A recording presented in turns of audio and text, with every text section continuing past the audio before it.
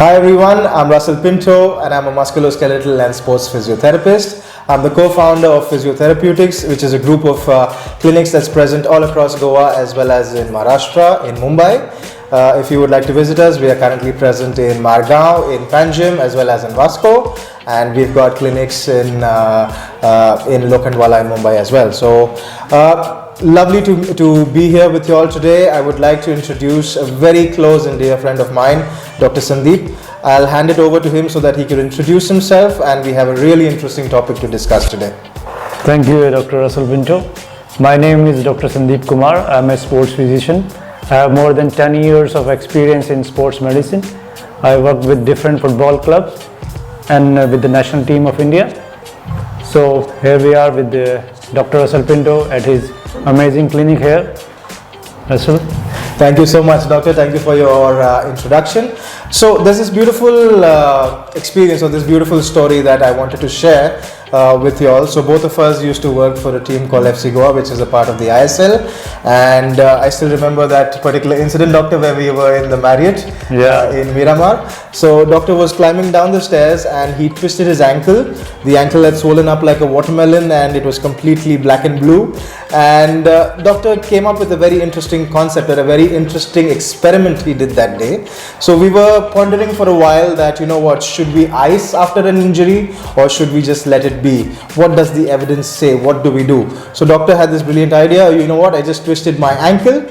You know what, this time I'm not going to ice it. I'm just going to see what happens. I'm going to stick to the basics. I'm going to let the body do what it does. So I would really like for Doctor to narrate that incident, his entire experience as to what he felt, what he did at that particular moment, and what was the follow-up. It's been, let me tell you, it's been 5 years since that incident, and so it will be interesting to know not just what happened then, but what was the follow-up of that as well. So Doctor, please, if you could just tell us about that incident. Yeah, as I remember, we used to have this debate about whether ice is good or not, and I always had this doubt in my mind, like, see, if body is sending some kind of inflammation or some kind of swelling is there, it's there for some reason. And why we are so afraid of swelling, why we are afraid of this inflammation all the time, that we take anti-inflammatory drugs and Chimerol, Ford and whatnot, we just put everything on top of it. And I used to always think that what's more important when any injury happens is about stability and range of motion. Why not be more concerned about that? Because in the long run, that's what you want to treat. Inflammation will definitely go with some time, but that's correct. Yes, I understand there are certain points where you can't afford to have inflammation. But a joint like ankle, which is bearing the whole body's weight, is strong enough to bear any kind of inflammation, and range of motion should be your priority, but not immediately. So anyways, you can't do much in the first 48 hours anyways. So I thought, why not I just give compression, why not I just give some kind of support instead of applying ice all the time, and then work on the stability later on. Let's see how it goes.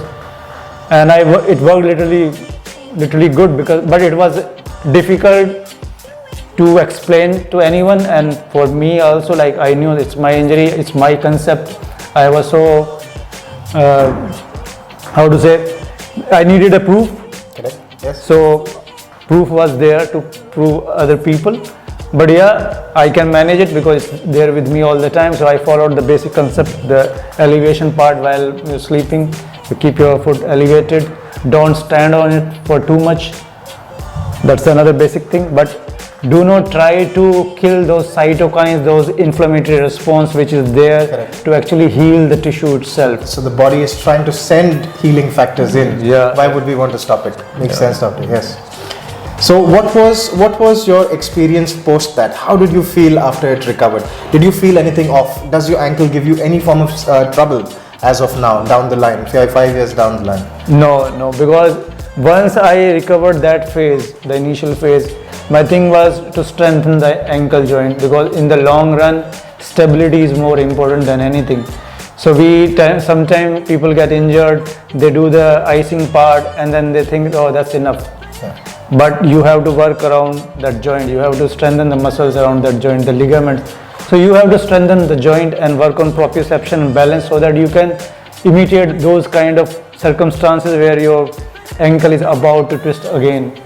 So I feel this ankle is much stronger than other ankle which has followed the The old ankle school concept, way yes. of treating Yes. the ankle.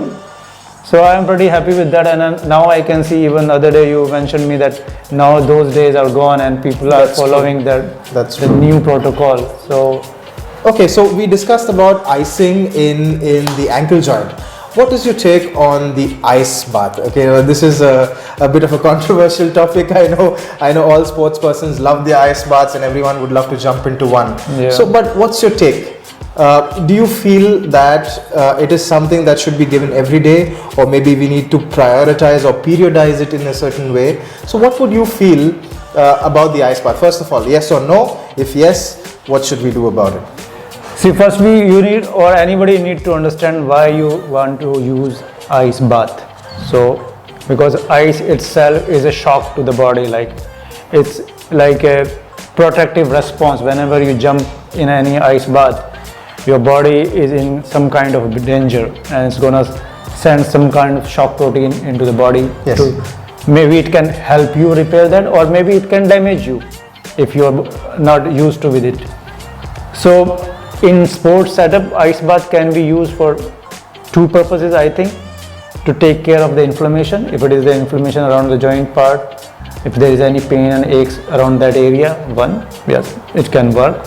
Short term, yes, next day you will feel better. Second is to take care of the soreness. So whenever you do anything, any workout, you have this pool of blood goes and stays in the muscle because of lactic acidosis.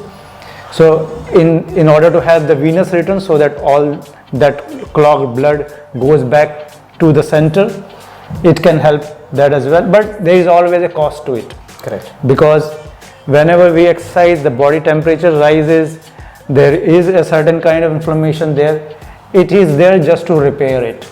So I recommend, if you have time in your hand, let the body recover naturally as much as So, possible. with sleep, nutrition, the basic recovery concepts, yes? Yes.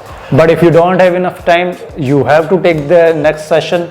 Yes, you want range and mobility, you don't want to go on the field with soreness. In that ways, definitely ice bath helps. But yeah, if you are going through a season, then you have to periodize. Then you have to see when you can use it, when you can't use it. That's true. Amazing. So that was a good conversation. There was a time, I still remember my grandmother, right? Now we're not going into the field of medicine. Let's just keep it as lay, these age-old concepts that our grandparents used to have. So my grandmother, whenever I had an injury, would never allow me to put ice. She would always say, you know what? Here's a hot pack. Or here's a towel in some hot water. Just put it around the injured part, and it's gonna feel better. So, what do you think? Do you think you should just let it be, or maybe if someone absolutely wants to do something, maybe you can just put a hot pack or something in an acute situation? Would you recommend that? Do you believe that ancient concept of using heat for injuries is something that we can currently use? See, in my personal experience, again I'm saying it's my personal experience, it's my personal thought process, where I believe in case of any muscle injury or any sprain or any muscle trauma, a heat pad can give you some kind of relaxation. Whenever there is a heat around that area, it tends to soothe that area, then you feel much better. It relaxes that area. It can work, but if it is something to do with some trauma, where the blood is involved, heating that part doesn't sound good to me. Correct. So, and there is no any scientific way to explain it why heat is better or cold part is better. But yeah, for relaxation purposes, I think heat does help. So when would you recommend a hot pack? So definitely not acute, because you want the swelling to come in. You want it to be as natural as possible. Yeah. So when would you recommend a heat pack? See, let's say if there is a muscle strain, if there is a pull in the back, like let's go to the layman terminology, and then say that time any heat pack could help.